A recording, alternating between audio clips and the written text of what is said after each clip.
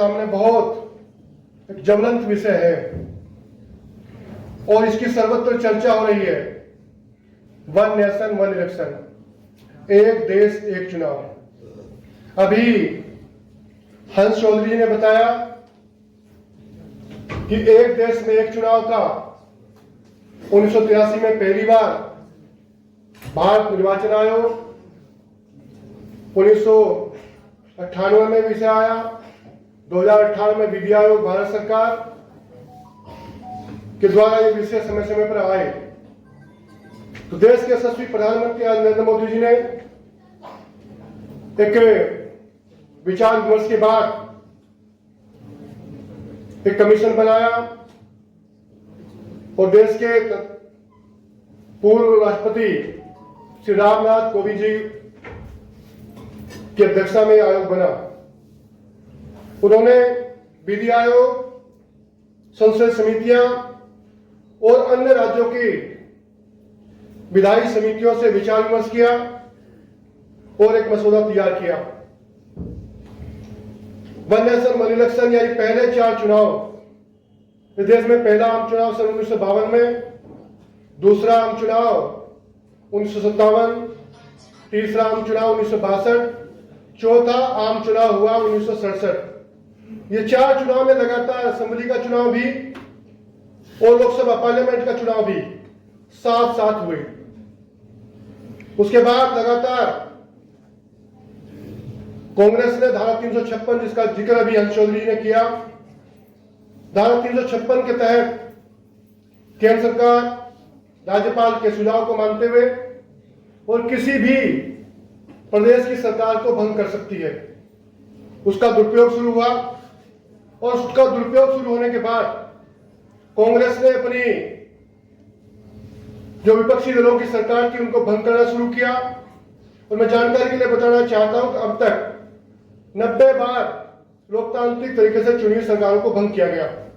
इस कारण से चुनाव आगे पीछे होने शुरू हुए। कभी किसी प्रदेश का चुनाव है, कभी किसी प्रदेश का चुनाव है, कभी पार्लियामेंट का चुनाव है। आए दिन ये चुनाव का संख्या बढ़ती चली गई और एक चुनाव पार्लियामेंट का जब चुनाव होता है तो लगभग 5 से 10 हजार करोड़ रुपए का खर्च सरकार का खर्च होता है। उसके बाद जो प्रत्याशी जो पार्टियां खर्च करती है वो खर्च अलग है। पूरा खर्च लगाया जाए तो लाखों करोड़ रुपए एक चुनाव के अंदर देश के खर्च होते हैं। जो आप लोगों की गाड़ी कमाई का पैसा टैक्स के माध्यम से पहुंचता है वो चुनाव में खत्म हो जाता है। इस देश में जो आयोग बना उसका सुझाव आया और सुझाव पर अभी सरकार काम कर रही है। अलग अलग तरह की व्यवस्थाएं हैं। कुछ लोगों का सुझाव है सब चुनाव एक साथ होंगे तो उसका छोटे जो छोटे दल है उनको नुकसान होगा। और कुछ लोगों का सुझाव है कि नहीं, देश में एक बार चुनाव हो जाए, कम से कम 5 साल शांति के साथ तो सरकार काम करे। एक साल के अंदर लगभग 4 विधानसभा के चुनाव, 4 प्रदेशों की विधानसभा के चुनाव हो जाते हैं। वहाँ का जो स्टाफ है वो सारा चुनाव में लग जाता है। आज वोटर लिस्टों का संशोधन हो रहा है, आज वोटर लिस्ट फाइनल हो रही है। उसके बाद फिर चुनाव की प्रक्रिया शुरू होती है और उसके बाद जब चुनाव होता है तो 2 महीने पहले आचार संहिता लग जाती है। और प्रदेश के अंदर केंद्र सरकार के द्वारा जो केंद्रीय चुनाव आयोग के द्वारा जो आचार संहिता लगती है उसमें 2 महीने किसी प्रकार के विकास की नई परियोजनाओं को लागू नहीं किया जा सकता, चाहे प्रदेश सरकार की हो चाहे केंद्र सरकार की हो। तो विकास के कारण एकदम ठप पड़ जाते हैं। तो आप लोगों ने देखा होगा कि हमारे जो सुरक्षा बल है वो आज बिहार का चुनाव कराएंगे, कल वो पश्चिम बंगाल का चुनाव कराएंगे, उससे पहले वो हरियाणा का चुनाव करवाया, उससे पहले दिल्ली का चुनाव करवाया, उससे पहले जम्मू का चुनाव करवाया, उसके बाद वो गुजरात का चुनाव करवाएंगे, उसके बाद फिर पंचायत चुनाव उत्तर प्रदेश के अंदर होगा, उसके बाद फिर उत्तर प्रदेश का असेंबली का चुनाव होगा। लगातार वो सुरक्षा बल उधर से इधर चलते रहते हैं। पार्टियों का कार्यकर्ता भी अभी हमारे सरकार के मंत्री, केंद्र के मंत्री वो बिहार का चुनाव लड़वा के आए, उससे पहले हरियाणा का चुनाव लड़वाया, दिल्ली का चुनाव लड़वाया।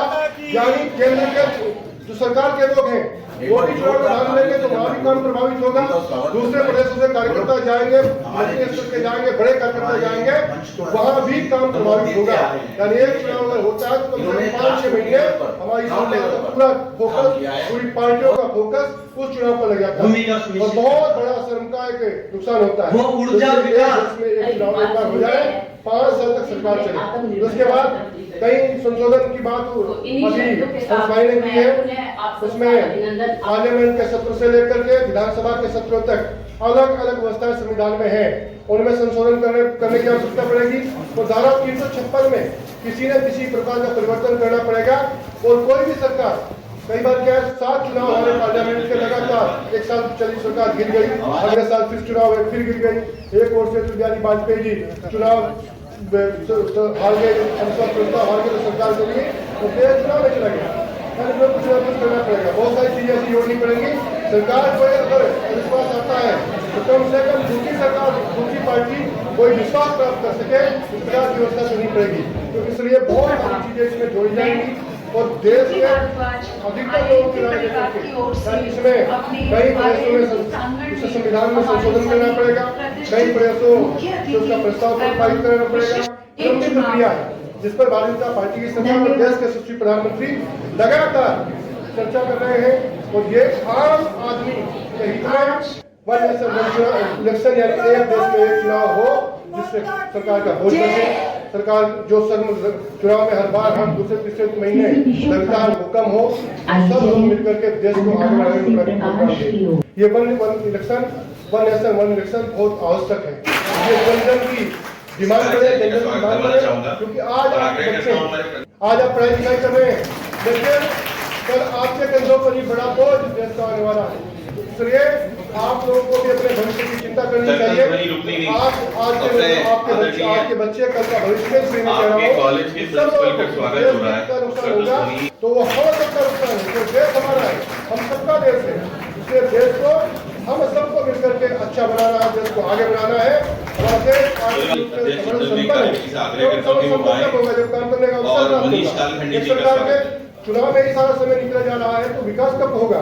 इसलिए सब लोगों को इस विषय को सबको आगे बढ़ाना, तो किसी प्रधानमंत्री जी का विषय नहीं है, मंत्रियों का विषय नहीं है, आम जनता का विषय है। आम जनता के हित में सरकार को काम करना चाहिए और इसलिए हम लोग देखते हैं। दूसरा विषय, इस विषय पर हमारे आगे के वक्ता और विचार रखेंगे। मैंने बहुत संक्षेप इसकी बात रखी है। वो हमारा विकास आजादी का संघर्ष था और आजादी से संघर्ष के पहले भी यहाँ जो आक्रांता लुटेरे आए, क्योंकि यहाँ की आर्थिक समृद्धता का डंका पूरी दुनिया में बजता था और ये भारत ये सोने की चिड़िया कहलाता था। सोने की चिड़िया इसलिए कहलाता था कि हमारे गांव आत्मनिर्भर थे, हमारा देश आत्मनिर्भर था, दुनिया हमारे देश की ओर देखती थी। व्यापार करने के लिए लोग यानी लगभग हजारों वर्ष पूर्व इस देश में व्यापार करने के लिए दुनिया के लोग आते थे। आक्रांता लुटेरे इसलिए आए कि उनके वो भूखे मरते थे वहां पर। यहाँ पर आर्थिक रूप से संपन्न भारत था, अनाजों के भंडार यहाँ भरे हुए थे, इसलिए जो कि गाँव के आत्मनिर्भर थे, इसलिए हमारा देश सोने की चिड़िया कहलाता देश को तबाह किया। स्वतंत्र भारत से पहले भी एक आंदोलन जब इस देश के अंदर चला आजादी का, उसमें भी स्वदेशी से स्वावलंबन देश के उस समय के नेता आदरणीय महात्मा गांधी जी ने कहा था, हम उस स्वदेशी से स्वावलंबन को प्राप्त करेंगे, हम आत्मनिर्भर भारत बनाएंगे, हम आत्मनिर्भर गाँव बनाएंगे। गाँव के अंदर सब्जी पैदा होती है तो सब्जी खरीदने के लिए आज किसान ठेला लेकर के बाजार के अंदर सब्जी खरीदता है, कोई मतलब नहीं इस बात का। गाँव के अंदर गाँव की सब्जी पैदा होती है, गाँव के अंदर ही उसका रख रखाव हो, बहुत आवश्यकता पड़े तो वो बाजार की ओर जाए, इसलिए हमारा गाँव आत्मनिर्भर। उन्होंने कहा स्वदेशी से स्वावलंबन, लोग कहते हैं चरखा चलाने का क्या मतलब था, क्योंकि स्वदेशी उस समय हमने विदेशी वस्तुओं का बहिष्कार जो पहला कैसे होगा आंदोलन, उसमें विदेशी वस्तुओं की होली जलाई गई, विदेशी कपड़े का बहिष्कार किया गया, विदेशी शिक्षा पद्धति का बहिष्कार किया गया, विदेशी सामान का बहिष्कार किया गया। लेकिन उसका बहिष्कार के बाद उसका निर्माण कैसे हो? तो हमारे यहाँ की कार्य वो बहुत सारे गांधी खड़े हुए गांधीग्राम के माध्यम से बहुत सारा कपड़ा बनना शुरू हुआ, तो उसका उपयोग हमारे देश के लोग करें। वही देश के प्रधानमंत्री नरेंद्र मोदी ने कहा है कि हम हर चीज के लिए दुनिया की ओर ताके, ताकि दुनिया हमारी ओर ताके हमें ऐसा भारत बनाना है। मेरे भाइयों, मेक इन इंडिया और मनीष कालखंडी जी का मेक इन स्वागत। इंडिया का मतलब यानी हर चीज पर मेक इन इंडिया हो और मेरे देश का नौजवान मेरे और आज इस कार्यक्रम की शोभा बढ़ा रहे इंडिया द्वारा बनाए सामान का उपयोग करें। जिससे प्रधानमंत्री ने कहा वोकल फॉर लोकल, जोरदार तालियों वोकल फॉर लोकल यानी लोकल का सामान है, लोकल के कारीगरों के द्वारा बनाया गया सामान है, उसका हम उपयोग करेंगे और उसका प्रचार प्रसार करेंगे। यानी लोकल को वोकल को ग्लोबल बनाने का काम भी हम सबको मिलकर के करना है। मैं पूछना चाह अभी कोई हम खड़ा करें कि मेरे देश का नौजवान कोई छोटा वो ऊर्जा विकास आने वाले समय में कोई उद्योगपति होगा, कोई छोटा काम शुरू करेगा, कोई स्टार्टअप शुरू करेगा, कोई किसी कंपनी में नौकरी करेगा, यही सबको करना है। लेकिन अगर कोई स्टार्टअप शुरू होता है या कोई छोटा कारखाना लगाता है, जो मैं जिलों के अंदर जाता हूं तो मातृशक्ति आज विश्व सहायता समूह के माध्यम से बहुत सारा छोटे छोटे काम मेरी माता बहनें गांव के अंदर कर रही हैं, गांव के अंदर वो करती हैं। अगर उनको बाजार नहीं मिलेगा, उनके सामान का खरीदार नहीं होगा, तो वो व्यवसाय चल कैसे पाएगा? और जो व्यवसाय नहीं चल पाएगा तो निश्चित रूप से उनके अंदर हीन भावना पैदा होगी और फिर विदेशी सामान की ओर ताकते हैं। आज मैं पूछना चाहता हूँ लोगों के माध्यम से, दीपावली का त्योहार कहाँ होता है? बोलते हुए बताओ जरा। हमारे देश में दीपावली का त्योहार होता है, लेकिन दिवाली पर जलने वाली लड़ियाँ कहाँ से आती है? चाइना से। पटाखे कहाँ से आते हैं? चाइना से। मैं चाहता हूँ चाइना का पटाखा, कुछ पटाखा चाइना की मिसाइल भी खोज है। अभी पाकिस्तान के लोगों ने उनके भरोसे काम किया था, खुश हो गए लोग मामला। पाकिस्तान का चाइना का पटाखा खुश पटाखा, लेकिन वो सस्ता है, इसलिए लोग उसको लालच में खरीद लेते हैं। कुछ पटाखा नहीं, हमारा मुर्गा छाप जहाँ छूटेगा तो कोटा के अंदर पता लग जाएगा मुर्गा छाप पटाखा फूटा है, देश का पटाखा। अभी आप लोगों को छोटी छोटी बात बताना चाहता हूँ। एक पंप आता था, पंप हवा भरने का। हमारे घर में एक पंप था, सारे पड़ोस के लोग उसमें हवा भरते थे, वो आज भी हमारे घर में है और बहुत सारे घरों के अंदर वो पंप होगा। मेक इन इंडिया एक बाबा ने खरीदा तो कौन उसका उपयोग कर रहा है, ऐसा पंप बनता था। और चाइना का पंप करीब 4 दिन बस में हो जाएगा, अगले 5वें दिन गाड़ी का होता जाएगा, 10वें दिन खत्म हो जाएगा। ये चाइना का माल है। बैटरी थी हमारे यहाँ जीप और एलईडी की, आप लोग घरों के अंदर होगी, पापा ने खरीदी होगी। आज भी मैं सेल डाल कर देख रहा हूँ, कोई स्पीड है तो चाइना की बैटरी। आज बैटरी नहीं तो बहुत। और मनीष कालखंडी जी का स्वागत है। 10 दिन बाद उसकी लाइफ हल्की पड़नी शुरू हो जाएगी और एक महीने के अंदर बैटरी और आज इस कार्यक्रम की शोभा बढ़ा रहे हैं। हमारा माल जी की बैटरी 50 साल की घरों के अंदर रखी होगी, क्योंकि आजकल तो बहुत सारा जमाना बदल गया, बहुत सारी टेक्निक आ गई, लेकिन आज भी काम की है। इसलिए हमें अपने पर विश्वास रखते हैं। और देश के प्रधानमंत्री ने कहा है संदेश क्या है?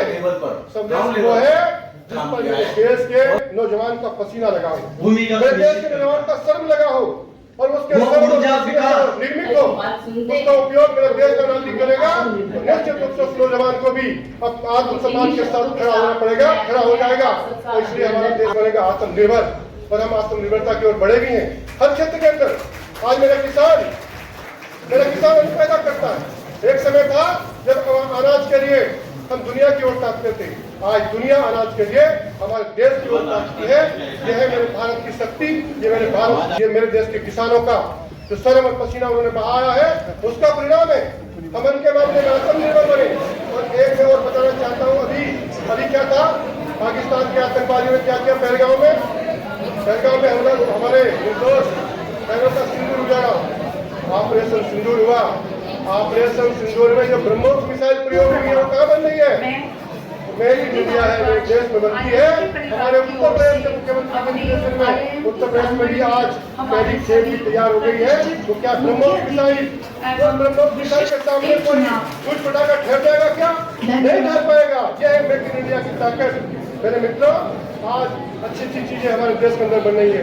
पहले आज 20 साल पहले 15 साल पहले जब हम पढ़ते थे तो कोई बच्चा बड़ी अच्छी सी वो पहन के आता था, ये जैकेट या फिर उसके क्या बोलते हैं जर्सी वगैरह, क्या साहब ये क्या है? इम्पोर्टेड है। आज कोई कह रहा है क्योंकि मेक इन इंडिया की ताकत वो दुनिया को पता चलती है। मेरे देश के अंदर अच्छे अच्छे सामान बनते हैं, दुनिया के अंदर जाते हैं, दुनिया से खरीद करके वापस जाते हैं। तो इसलिए इस गुलामी की मानसिकता को हम सबको छोड़ना पड़ेगा। अपने देश अपने ने आदरणीय जो किया है उन पर गर्व करना आपके कॉलेज के पड़ेगा। आप प्रिंसिपल का स्वागत हो रहा है तो कर दो दुनिया में सबसे पहले दक्षिण ध्रुव पर कौन पहुंचा भाई? टोटल मेक इन इंडिया है, वंदे भारत।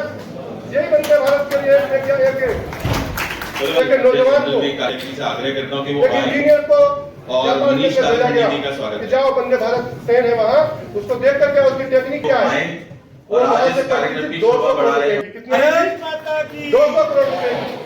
उस इंजीनियर ने आकर के मोदी जी को बताया कि प्रधानमंत्री जी जो वहाँ से आप 200 करोड़ की खरीद रहे हैं, मैं 70 करोड़ में उसको तैयार कर दूंगा।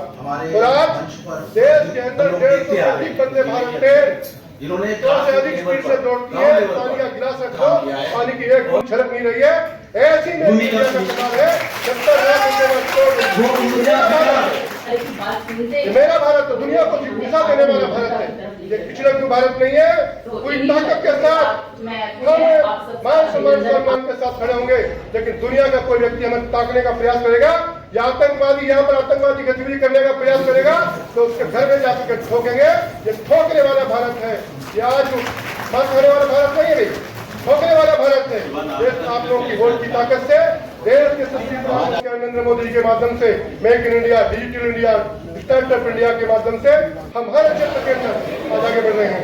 चाहे वो फिर सामरिक क्षेत्र हो, चाहे वो हमारा कृषि का क्षेत्र हो, चाहे फिर हमारा अंतरिक्ष का क्षेत्र हो, हर क्षेत्र के अंदर आगे बढ़े हैं। और इसी मेक इंडिया की ताकत है कि हम दुनिया की 10वें नंबर की अर्थव्यवस्था से आज 4थे नंबर की अर्थव्यवस्था की ओर बढ़ रहे हैं। 2047 तक आत्मनिर्भर भारत होंगे, विकसित भारत होंगे। और विकसित भारत के लिए मैं कहा स्वदेशी से स्वावलंबन, जब हम स्वदेशी पर गर्व करेंगे, स्वदेशी का प्रयोग करेंगे, स्वदेशी का उपयोग करेंगे और अपने यहाँ के कारीगरों को बढ़ावा देंगे, निश्चित रूप से हमारा भारत 2047 से पहले ही विकसित भारत होगा।